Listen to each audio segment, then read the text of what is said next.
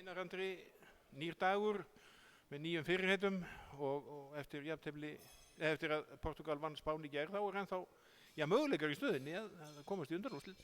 Já, bara þessi mót eru náttúrulega bara alls konar og alls konar úrslit sem að koma og ég held að kannski flestir búist við því að Spánverjar myndu vinna Portúgal í gær. Þeir voru búin að vinna 19 leiki í röð á stórmótum í þessum árgangi og eru náttúrulega Evrópu og heimsmeistarar. Þannig að þetta kom svona skemmtilega óvart þessi úrslit í gær og þú veist ef einhver hefði boðið okkur fyrir móta að fara í milliriðil í lokaleik og eiga möguleika á undanúrslitum þá gerir ég ráð fyrir að flestir hefðu tekið því. Þannig að við erum bara glaðir og spenntir og strákarnir eru bara brattir.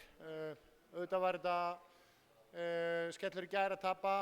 Við vissum alveg að Austurríkismennirnir væru með frábært lið, unnu riðilinn sinn, voru fyrir ofan Ísland á heimsmeistaramótinu í fyrra en auðvitað var frammistaðan í leiknum og svona margt sem fór úrskeiðis hjá okkur í þessum leik og svona við erum búin að vera mikið að skoða þetta og velta þessu öllu fyrir okkur og það er alveg ljóst að það fór mikil orka í Portúgalsleikinn. Frábær frammistaða þar að ná jafntefli þannig að á stutt á milli leikja þannig að það var svona margt sem að betur hefði mátt fara í gær.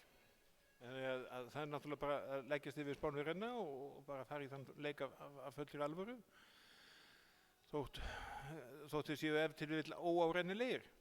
Engin spurning, eins og ég segi, bara við erum í spennandi stöðu.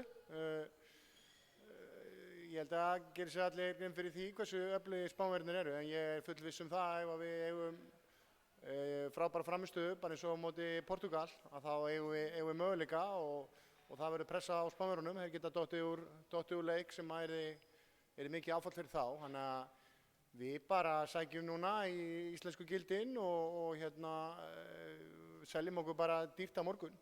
Það er miðið möguleiki og þú veist, strákarnir er búin að sýna frábæra frammistöðu í þessu móti og líka búin að fara að eiga slæma kafla á milli. Þannig að nú þurfum við bara að ná 60 mínútna góðum leik og selja okkur dýrt. Allir tilbúnir í þetta? Engin svona stórvægileg meiðsli kannski fyrir utan það sem Kjartan er að glíma við í nágrannum? Já, svona óvissa með Kjartan. Hann leið ekki vel í upphitun í gær og bara farið mjög spallega með hann í mótinu.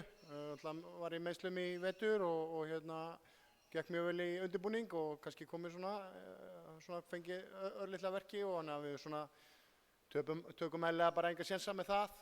Sjáum bara hvernig hún líður á morgun en að öðru leyti eru allir bara ferskir. Strákarnir eru núna í léttum lyftingum og sækja sér orku fyrir morgundaginn. Og aðstæða hérna?